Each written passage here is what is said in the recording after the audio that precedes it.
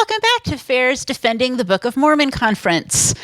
We have two wonderful guests for you on this next topic, Spencer Kraus and Spencer Marsh. I'll introduce both of them to you.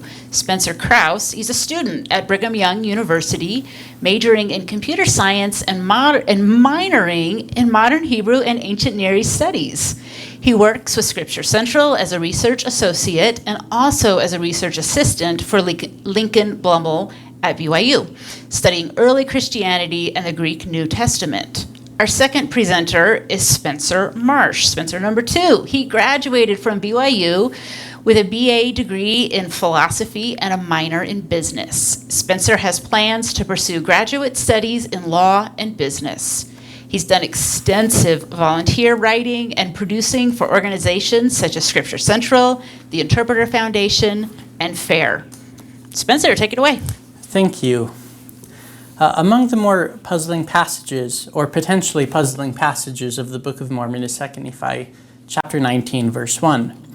This verse is a quotation of Isaiah 9:1 with some textual differences. For example, Isaiah 9:1 reads as follows in the current Latter-day Saint edition of the King James Version. Nevertheless, the dimness shall not be such as was in her vexation, when at first he lightly afflicted the land of Zebulun and the land of Naphtali, and afterward did more grievously afflict her by the way of the sea beyond Jordan in Galilee of the nations. However, 2 Nephi 19:1 in the current edition of the Book of Mormon ends the verse by saying the way of the Red Sea beyond Jordan in Galilee of the nations. The addition of red before sea potentially can make this passage confusing for some readers, since the Red Sea is not beyond Jordan in Galilee, nor is it near the tribes of Zebulun and Naphtali. In addition, one might also correctly note that Jesus quotes this passage in Matthew 4, verses 14 and 15, and does not mention the Red Sea, nor is mention of the Red Sea contained in any extant ancient manuscripts of Isaiah 9:1. Several solutions have been proposed for this verse throughout the years. Each solution has a different theory as to who made the changes to the text of Isaiah 9:1 to become what is now 2 Nephi 19:1, whether the changes were correct, whether or not there are translation errors on part of the King James translators, what the reference of Isaiah 9 and 2 Nephi 19 are, and more.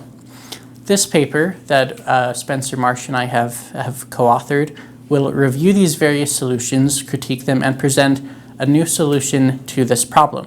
We'll first lay some groundwork in order to adequately and quickly discuss the solutions that have been proposed and ultimately use those to defend what we constitute as the most compelling argument for this verse.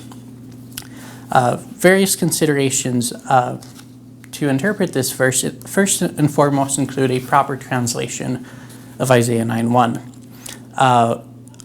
Since given different translations, one is more or less prone to interpret the text of Isaiah in a specific way. I've translated Isaiah 9:1 from the Masoretic text as follows. For there will be no gloom to her who is distressed, when at the first time he afflicted the land of Zebulun and the land of Naphtali, and afterwards he has made glorious the way of the sea, across from the Jordan, Galilee of the nations. KJV Isaiah 9:1, and as such the corresponding passage in 2 Nephi 19:1, varies from my translation primarily in how the verb hikbid is rendered. Namely, I have rendered this verb as to honor rather than more grievously afflict. This verb comes from the root kabad, which could be translated either as glorify or honor, as I have done, or as to make heavy, as the KJV translators have done, and it is often used in this case with a negative connotation. Given the context of this verse, however, honor appears to be the more correct translation, as Isaiah begins in verse 2 and onward to prophesy of the future glorious reunification of Israel. As such, this is often described as a King James Version translation error found in the Book of Mormon. However, as we will argue, the dual meaning of the verb hikbid may have been used creatively by Nephi to describe afflictions he and his family experienced, and As such, this may not be an error in the Book of Mormon, but it may be considered a translation error for KJV Isaiah specifically. A second is the historical context for Isaiah 9:1. Isaiah 9 is a part of a continuation of passages that discuss Isaiah's visits with King Ahaz of Judah prior to Judah negotiating with Israel and Syria to militarily oppose Assyria's pending invasion of the southern Levant. Isaiah prophesies of the impending doom of Judah if they unite with King Pekah of Israel and King Rezin of Syria. In chapters previous to Isaiah 9, it is specified by Isaiah that the Lord is the one who, through Assyria, will punish Judah if they form alliances with Israel and Syria. The chronicler likewise sees God as a driving force behind the Assyrian invasion. However, in Isaiah 9:1, hope is introduced, since those who Isaiah sees as being conquered in the future, namely Israel and Judah, are promised a lifting of their gloom and frustration and a future restoration performed by a new Davidic king. While most interpreters have seen mention of the Way of the Sea as a reference to the well-known highway via Marsh, the coastal trade route that stretched along the Mediterranean, it is slightly more questionable than they have argued whether or not the Via Marsh is the actual referent of Isaiah's prophecy. This question becomes important when trying to ascertain the meaning of the Way of the Red Sea, which may be another name for simply a generic road or the King's Highway, the trade route crossing the top of the two peninsular gulfs of the Red Sea and the southern Arabian Peninsula, turning northward through Edom, west through Jerusalem, and then leading north to southern Mesopotamia. Another important factor to consider is the messianic interpretation of Isaiah 9. Many of those who have offered potential solutions to 2 Nephi 19:1 and its introduction of the Red Sea have interpreted the verse messianically. Indeed, we are told that all the holy prophets had a hope of Christ's glory many hundred years before his coming. That would naturally include Isaiah. Nephi also tells us that Isaiah saw Christ. It would thus make a lot of sense to fit Isaiah and Nephi's version of Isaiah in the Book of Mormon into a messianic framework. However, one must ask if every Isaiah variant found in the Book of Mormon contains a somehow more true and messianic interpretation of the scriptures. We believe that such is not necessarily required by the Book of Mormon or the nature of the Isaiah quotations by themselves, and should each be considered on their own merits. Finally, is Royal Skousen's textual criticism of 2 Nephi 19:1. After studying the earliest manuscripts for the Book of Mormon, Royal Skousen concluded that the addition of red in 2 Nephi 19:1 was an original part of the plates that Joseph Smith translated. He deduced this from the fact that the phrase "Way of the Red Sea" appears 4 times in the King James Version. Also, out of 82 occurrences of the word sea in the Book of Mormon, there is no early manuscript evidence that red was added to the text and then later deleted. Therefore, this variant was likely either introduced by Nephi or was present in a supposed more ancient version of Isaiah quoted by Nephi. Regarding the 4 references to the Way of the Red Sea in the Bible, each literally translates the same phrase, Derek Yam Suf. Commentators indicate that this phrase can have reference to the King's Highway or some other non-specific route leading to the Red Sea. On the other hand, it's also worth noting that the English phrase "by the way of the X" in Joseph Smith's and the King James translator's time frame could have been interpreted as signifying by a route which passes through or over a specified place. Similarly, the Hebrew derek has been understood in the same broad way, including travel near a given place. As such, the phrase "as it appears in 2 Nephi 19:1" could refer to the King's Highway, but it does not necessarily have to do so. It could refer to any path to, near, or even over the Red Sea. These considerations will help us provide an interpretive solution consistent with the data presented by both KJV Isaiah 9:1 and 2 Nephi 19:1, for which I will now turn the time over to Spencer Marsh.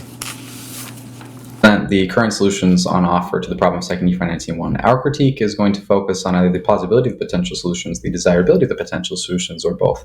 Given our prior establishment of the desiderata, we now believe we can quickly present and critique the potential solutions. More criticisms on these solutions and detail regarding them are provided in our paper, so please don't consider this an exhaustive review of everything we have to say on this topic. The first solution was given by John Tivetness, and he proposed that the addition of red was an example of all of Cowdrey, Joseph Smith described during this portion of the Book of Mormon, overhearing the word red and inserting it into the Book of Mormon. There was prior mention of the Red Sea in the Book of Mormon, and so Oliver Cowdery is supposed to have heard Joseph Smith dictate the word sea, and Oliver Cowdery, remembering the prior mention of the Red Sea, is supposed to have added the word red in order to clarify which sea Joseph Smith is referring to. The problem with this is that the solution does not accord with the textual evidence provided by Skousen that red was not an accidental insertion into the text of the Book of Mormon, and the solution does not account for likely translation errors in the Book of Mormon. D. Charles Pyle, another Latter-day Saint scholar, suggested that the addition of red may be attributable to an error made by Oliver Cowdery when copying the original manuscript of the Book of Mormon to the printer's manuscript. Unfortunately, the portion of the original this portion of the original manuscript of 2 Nephi 19:1 is no longer extant, and so the solution is not verifiable. And the solution does not easily accord with the evidence provided by Skousen that the addition of red was not an accidental insertion into the Book of Mormon. Also, the solution does not account for likely translation errors from the King James Bible in the Book of Mormon. Pyle also suggested that red may have been inserted by the Egyptian translator of the Hebrew Bible to the brass plates. Pyle doesn't clarify whether the insertion was deliberate and erroneous or accidental and erroneous. If deliberate, Pyle doesn't provide an explanation as to why the Egyptian translator redactor would want to insert red into Isaiah's text. If accidental, the solution would not easily accord with the textual evidence provided by Skousen that red was not an accidental insertion into the Book of Mormon text. Also, the solution does not account for likely translation errors from the King James Bible in the Book of Mormon. Stan Spencer, in a brilliant article for Interpreter, a Journal of Latter-day Saint Faith and Scholarship, discussed the changes and deletions of KJV italics in the Book of Mormon. There have been two typical solutions to explain the differences and changes between the two texts. The first is that the Book of Mormon's version of the biblical texts represents kind of a more ancient version of those texts. And then the second typical explanation is that Joseph Smith is supposed to have been consciously aware of the meaning of italics in the Bible, namely to make more readable and clarify the underlying Hebrew and Greek from which it's translated. And he's supposed to have consciously made changes to the Book of Mormon because he would have believed that the italics represent an unoriginal and thus somehow kind of inferior translation of the Bible. Spencer proposes a third explanation. He says that a translation was provided to Joseph Smith, and that Joseph Smith and Oliver Cowdery, that a translation was provided to Joseph Smith by God through revelation without the italics. And then Joseph Smith and Oliver Cowdery had the task of adding words to the translation where they were missing, if they so wanted to. And Spencer proposes that this theory handily accounts for the insertion of red into the Book of Mormon. Unfortunately, the theory doesn't do that at all, because recall that Spencer says that italics, and as far as we understand, only italics are missing from this translation. And then Joseph Smith and Oliver Cowdery have the task of adding words to the translation where they're missing. And the word red isn't an italicized word, and it's not even next to italicized words in the King James Bible. And thus, we don't believe that his theory accounts for the addition of red at all. It may account for the deletion of her, of the italicized her, but it does not account for the addition of red in the Book of Mormon. The fifth solution was given by Brent Gardner, and he proposed that Joseph Smith's intellect is responsible for the addition of red in the Book of Mormon. Gardner proposes that Joseph's intellect is very actively engaged with the translation of the Book of Mormon, that there was a translation provided to him by God, but that Joseph Smith's intellect was also interacting with that translation, and that the addition of red was given by Joseph Smith without revelation to clarify which sea is being referred to by Isaiah. The problem with this, there are three broad problems, but we'll just mention two here. First, where does Joseph get the idea that to add red to the text of Isaiah? Why would he have thought that was appropriate or needed? Gardner doesn't really offer an explanation of that, and so we're kind of left wondering why that is. And also, the solution provided by Gardner does not account for the likely translation errors from the King James Bible in the Book of Mormon. D. Charles Pyle, and then later Sarah Allen, she kind of expanded on his theory, suggests that red represents part of a reference to the way of the Red Sea, or King's Highway, that Jesus would have traveled either to arrive to Jerusalem as an infant or to be baptized in Bethabara. The King's Highway is a long kind of trade route that extends kind of on the top of the peninsular gulfs of the Red Sea, and then kind of goes north through Edom, then turns west into Jerusalem, and then kind of turns north into southern Mesopotamia. And Pyle and Allen suggest that these may have reference, that the reference in 2 Nephi 19:1 has reference to events in the life of Jesus, namely him coming to Jerusalem as an infant or being baptized in Bethabara. And both of these, would indeed be in their own way beyond Jordan and Galilee of the nations. But there are two problems with this solution provided by Pyle and Allen. The first is that the solution does not account for the translation errors. And surely Jesus coming to Jerusalem or being baptized brought light and not more grievous affliction to people of surrounding areas. And the second is that there are very worthy debates over messianism. Scholars across the religious spectrum have debated whether or not Christ is present in Isaiah 9. And we for and against the proposition that Christ is present in Isaiah 9. And we believe that the most attractive solution will be one that avoids that debate altogether, because there are pretty good criticisms from both sides. And we believe that the most attractive solution will be one that avoids that debate altogether and doesn't rely on Christocentric messianic interpretation, and specifically Christocentric in the sense of like specific events in the life of Jesus Christ. We just believe that it would be best to avoid that kind of interpretation altogether. Just that the solution then becomes robust in its own way to criticisms from both sides and palatable to both sides. Eminent Book of Mormon scholar Grant Hardy briefly put forth a theory in his annotated Book of Mormon that Nephi is responsible for the erroneous insertion. And yes, it is an erroneous insertion by Nephi that Hardy says is present. Hardy doesn't put forth any explanation or theory as to how or why Nephi would have inserted this erroneous detail into the Book of Mormon. We tried to imagine scenarios for ourselves with no luck, and so we just don't believe there's much grist for discussion here, and that the theory doesn't amount to much. Scholars Donald Perry, Jay Perry, and Tina Peterson wrote that the verse in 2 Nephi 19:1 has reference to Moses and the Exodus.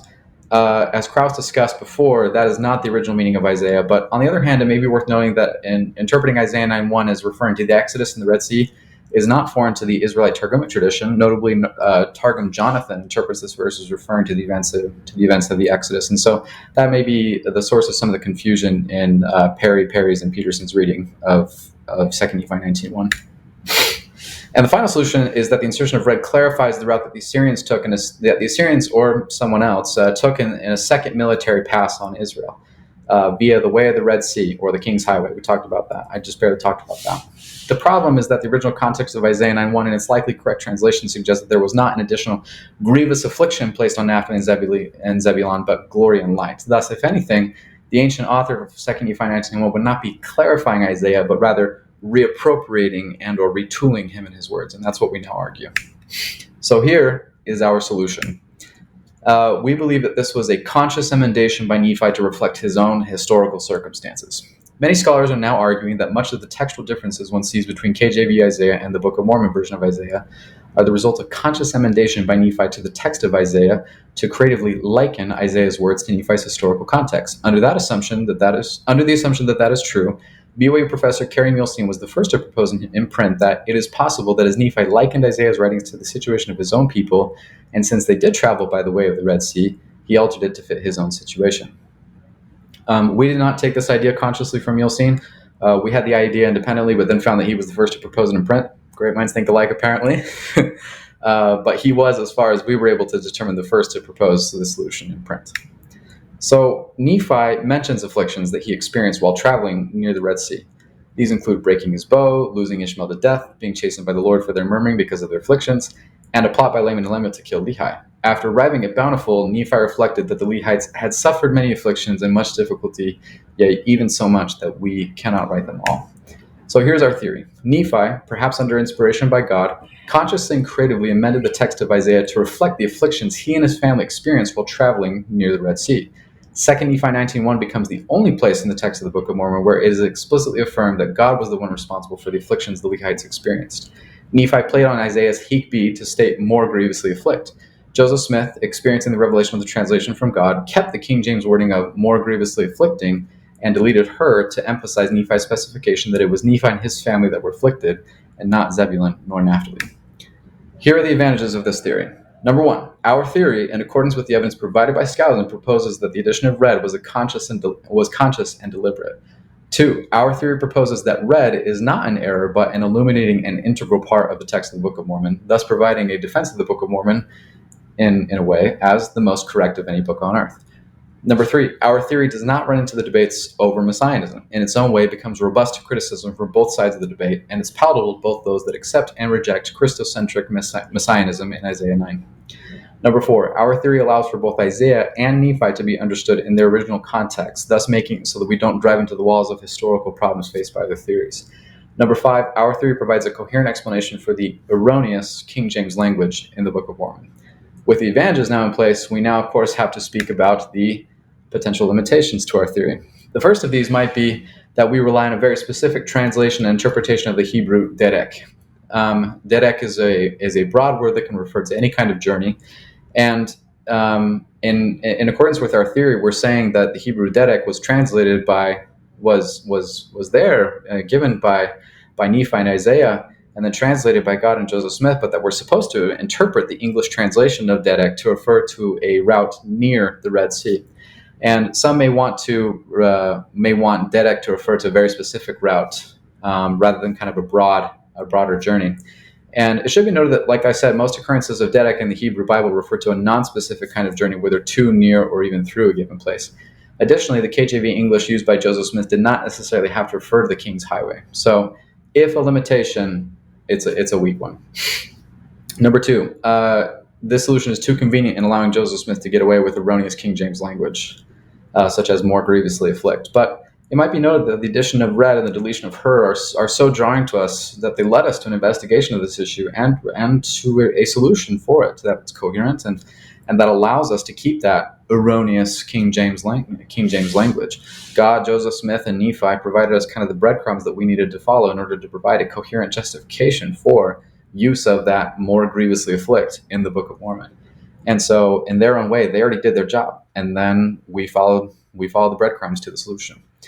Number 3 is that the solution doesn't deal with the beyond Jordan and Galilee of the nations at the end of the verse in 2 Nephi 19:1. And here we might just give the same response for that, and as we did for point number 2. Nephi might have just wanted to make it so obvious that he was making this change that he just left that last part in there, because clearly the Red Sea is certainly beyond Jordan, or at least you could make an argument that it's beyond Jordan, but it's certainly not in Galilee of the nations. But yeah, it's very possible that, and it's very easily explained that by the notion that Nephi may have just left that line to make it so obvious that he was making that change. And so anyway, we believe that this is the most robust defense of the Book of Mormon on this criticism to date. And we hope that it will be of use to you in your own study of this magnificent and divinely inspired work. Thank you. Spencer, thank you so much for your and the other Spencer's presentation. Fascinating stuff. We learned in your introduction, you're an undergrad. Mm-hmm. How is it that somebody who doesn't even have their first degree yet is doing this level of work? Well, that's a good question. Really, I don't think that there's any requirement that you have. If you ever feel like you have to have such and such behind your belt already, that's not always the case. And if you have something to contribute and you think that you can help bring this out, then you should do it. It's brave and courageous, and I love it. Tell me, how in the world did you and Spencer come up and conceptualize this problem and conceptualize the answer to it? Can you talk us through your research process? Yeah. So Spencer, Marsh, and I were talking the other day, and he was just kind of spitballing. I say the other day, it was a while ago. He was spitballing some things, and he said, I'm thinking about writing a paper on this, and I said, well, hey, that's great. I have quite a few sources on that as well that I've been collecting that I could one day write about this, and we just started talking, and we decided to write this paper together instead. It's fantastic. I love it. Thank you for that. It's such a sort of obscure little verse that is just easy to pass right over. What I took from your talk and from Spencer's talk is this idea that Nephi was doing something deliberate here. Mm-hmm. He's likening it to himself for a reason. Can you say a little bit more about that? Yeah. In fact, This is one of the things that first got me looking into this verse, is how other people have done that exact same thing that Nephi did. For example, we talk about this briefly in the full paper. It's especially discussed at length in one of our footnotes. But there's this Aramaic Targum. It's a translation and interpretation of the prophets. It's traditionally said to be written by Rabbi Jonathan, although that authorship is questioned and frankly not important for this discussion. But it's interesting because he renders this verse as the people will be more grievously afflicted because they did not remember the power of the sea, the miracles of the Jordan, and the war of the fortifications of the nations. And everyone who's ever commented, and in fact it's pretty clear as you read that the sea he's talking about is specifically the Red Sea. And every commentator who's talked about this verse in Targum Jonathan has said that this is the people are being afflicted because they didn't remember all the good things the Lord did for them at the parting of the Red Sea, the crossing of the Jordan, and the conquest of the land of Israel under Joshua. And he's doing the exact same thing here, where it's pretty clear in Isaiah 9 that the Red Sea isn't what's being referred to, right? It's the way of the sea, a highway.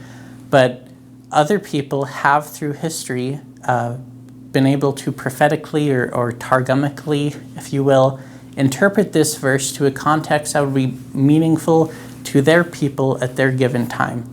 And so that's really what got me looking into this as Nephi's prophetic interpretation. Fascinating history there. The likening it unto themselves is something we try to do with scriptures in our church. However, when it comes to the Isaiah chapters, it's a little rough on people. What do you hope this work does for people who maybe struggle with how to understand Isaiah in the Book of Mormon? Well, this is coming from someone who really loves Isaiah, and I love the Isaiah portions of the Book of Mormon especially. My mom thinks I'm weird for that, but it's okay. I'll take being weird. So I think that what this can do is help show that ancient prophets were just like us. They were people too, and they likened scriptures to their own needs, and that's one of the things that we can do when we need help, when we are spiritually struggling. We can look to the scriptures, and even though Isaiah may not have been talking about the death of a loved one, specifically the death of your grandma, you can look at Isaiah and many of his messages of comfort and hope, and that can strike a definite chord with you in your special circumstances, whatever they may be. That's one of the great things about scriptures, is that they're given in a specific context, but they contain these timeless messages that the Spirit can work with you and help you know what the Lord needs you to know at that time. Yeah, I love that. We approach Scripture in two ways, right? This personal, how do I liken it unto myself, as well as study. How do we figure out what these things actually mean? Spencer, I would just love, last question for you. Could you talk through, when you have a question about the Scriptures, like something like this, like why is red in this verse? What's a process that you go through to figure that out? How are you studying? Yeah, well, I always try and find the cultural context behind each verse. There are lots of great study tools, such as study Bibles that can help you understand the context behind the verse, what is being referred to. So I'll look at some of those. I'll look at a few commentaries if I ever am wondering, what's the way of the sea, beyond Jordan in Galilee, so I'll look at those and see what people have, it's like President Ballard has said that, we need to go to trusted sources, to people who know who've studied this and get insights from them. And then I'll in the case of like the Isaiah passages, I'll also look at in the Book of Mormon, I should clarify. I'll also look at how the Nephites may have understood this, how they might have interpreted each passage, and look at things from that angle as well. Yeah, I love it. It's my understanding that this finding in your paper, you and Spencer are the first ones to write a paper on this. Is that correct? Yes and no. Some people have previously briefly mentioned that it's possible Nephi is likening the scriptures to himself in this verse, such as Kerry Muhlestein in his latest commentary, Learning to Love Isaiah. He mentions that only in passing. A few others have as well, such as Sarah Allen in her response to a certain online PDF. And so, the idea that Nephi might be likening the scriptures to his own circumstances has been floated around before, but we are the first ones to kind of go through all of the historical data surrounding it and comparing this with supposed King James Version translation errors, how this would actually account for those and solve those. We look at what previous solutions have gone through and show how they may or may not have strength behind it. And so I would say yes and no to that. Fantastic work. Thank you, Spencer, so much for coming by and presenting this for us. Thank you.